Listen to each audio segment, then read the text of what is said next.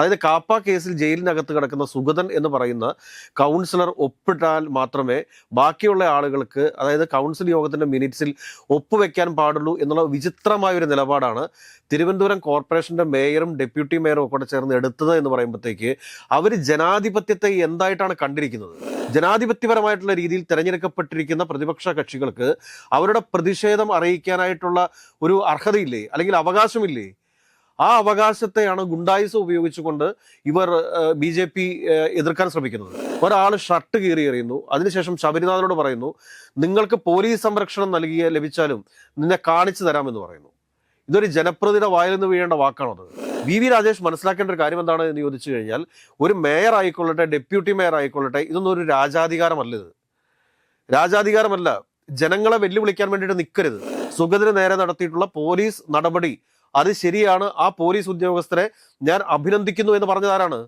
രമേശ് ചെന്നിത്തല ആഭ്യന്തരമന്ത്രിയാണ് പറഞ്ഞത്. നമസ്കാരം. Local body election കഴിഞ്ഞത് മുതൽ ഏറ്റവും വിവാദം സൃഷ്ടിച്ച ഒരു കോർപ്പറേഷനാണ് ട്രിവാൻഡ്രം കോർപ്പറേഷൻ.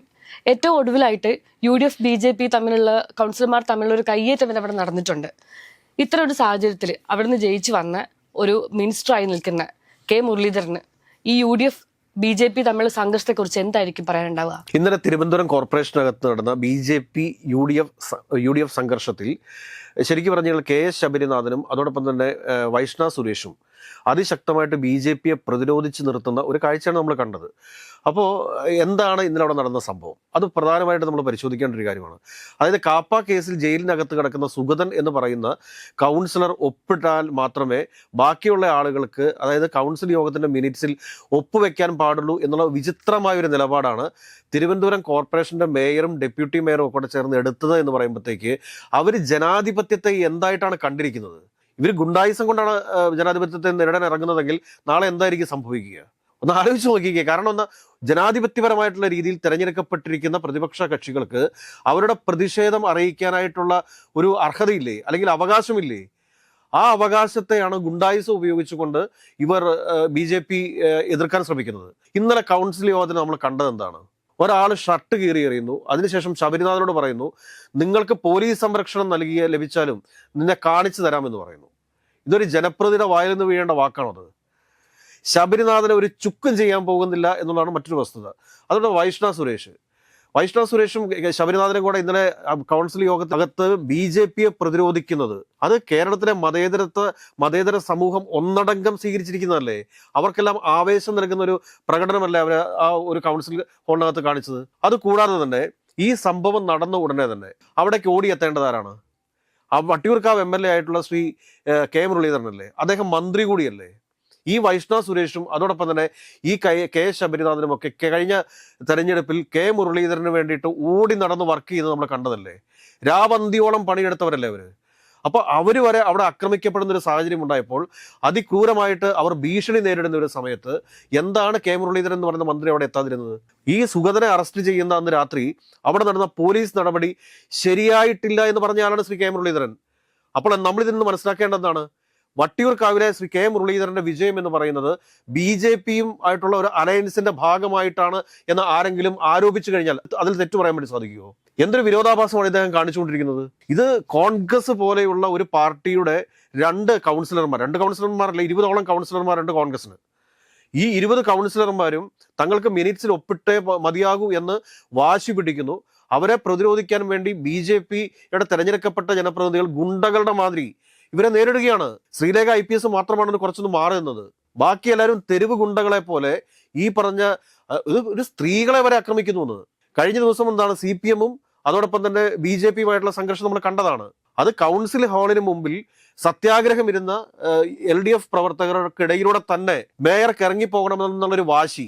VV രാജേഷ് മനസ്സിലാക്കേണ്ട ഒരു കാര്യം എന്താണ് എന്ന് ചോദിച്ചു കഴിഞ്ഞാൽ, ഒരു മേയർ ആയിക്കൊള്ളട്ടെ, ഡെപ്യൂട്ടി മേയർ ആയിക്കൊള്ളട്ടെ, ഇതൊന്നും ഒരു രാജാധികാരമല്ല. ഇത് രാജാധികാരമല്ല. ജനങ്ങളെ വെല്ലുവിളിക്കാൻ വേണ്ടിയിട്ട് നിൽക്കരുത്. ജനാധിപത്യത്തിന് എപ്പോഴും ഒരു പ്രതിപക്ഷത്തിന്റെ കടമ എന്താണ് എന്ന് ചോദിച്ചു കഴിഞ്ഞാൽ ഭരണപക്ഷത്തെ വിമർശിക്കുക എന്നുള്ളത് തന്നെയാണ്. ഭരണപക്ഷത്തിന്റെ തെറ്റുകൾ ചൂണ്ടിക്കാണിക്കുക എന്നുള്ളത് തന്നെയാണ്. അതല്ലാതെ സുഗതന് ബെയില് കിട്ടി പുറത്തു വന്നിട്ട് സുഗതൻ ഒപ്പിട്ട മിനിറ്റ്സിൽ മാത്രമേ ബാക്കി എല്ലാവർക്കും ഒപ്പിടാൻ സാധിക്കൂ എന്ന് പറയുമ്പോഴത്തേക്ക് കാപ്പ കേസിൽ ജയിലിൽ കിടക്കുന്ന സുഗതന്റെ ജയിലിൽ പോയിട്ട് കൗൺസിൽ യോഗം കൂടാൻ വേണ്ടി പറ്റുമോ? സുഗതനെ തേടി ജയിലിലേക്ക് പോകാൻ പറ്റുമോ?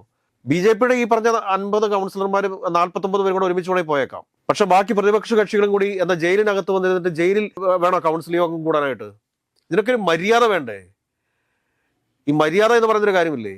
അതിനുശേഷം സീനിയർ ആയിട്ടുള്ള എത്ര കോൺഗ്രസ് നേതാക്കന്മാരാണ് ഈ ശബരിനാഥനെ സന്ദർശിക്കാൻ വേണ്ടി പോയത്? ആരെങ്കിലും പോയിരുന്നോ? അവിടെ അതേ രീതിയിലൊരു സംഘർഷം നടക്കുന്ന സമയത്ത് അവിടെ കോൺഗ്രസ് നേതാക്കന്മാർ ഓടിയെത്തണ്ടേ?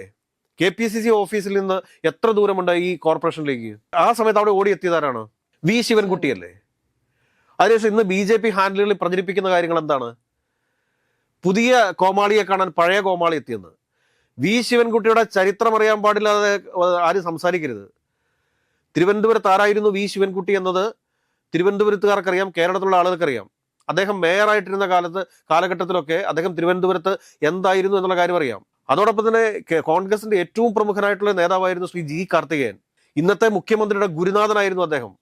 അദ്ദേഹത്തിന്റെ മകനാണ് ശബരിനാഥൻ, KS ശബരിനാഥൻ.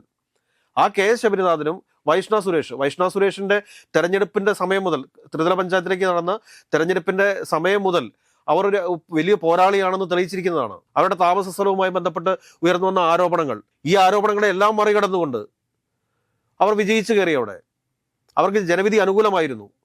വിദ്യാഭ്യാസമുള്ള നല്ലൊരു പെൺകുട്ടി. അപ്പോൾ അവരൊക്കെ കൗൺസിൽ ഹാളിനകത്ത് നടത്തുന്ന ഒരു വലിയ പോരാട്ടത്തിന് വേണ്ട രീതിയിലുള്ളൊരു പിന്തുണ നൽകാനായിട്ട് ആ ജില്ലയിൽ നിന്നുള്ള ഒരു മന്ത്രിക്ക് സാധിക്കാതെ വരുന്നത് എന്തുകൊണ്ടാണെന്ന് ചോദിച്ചു കഴിഞ്ഞാൽ അത് BJP RSS ബന്ധത്തിന്റെ ഭാഗമായിട്ടാണത്. ശക്തമായിട്ട് തന്നെ ആഭ്യന്തരമന്ത്രിയായിട്ടുള്ള രമേശ് ചെന്നിത്തല പോലീസിനെ അഭിനന്ദിച്ചത്. സുഗതന് നേരെ നടത്തിയിട്ടുള്ള പോലീസ് നടപടി അത് ശരിയാണ്, ആ പോലീസ് ഉദ്യോഗസ്ഥരെ ഞാൻ അഭിനന്ദിക്കുന്നു എന്ന് പറഞ്ഞതാരാണ്? രമേശ് ചെന്നിത്തല ആഭ്യന്തരമന്ത്രിയാണ് പറഞ്ഞത്. നിലപാട് എന്ന് പറഞ്ഞാൽ അതാണ്.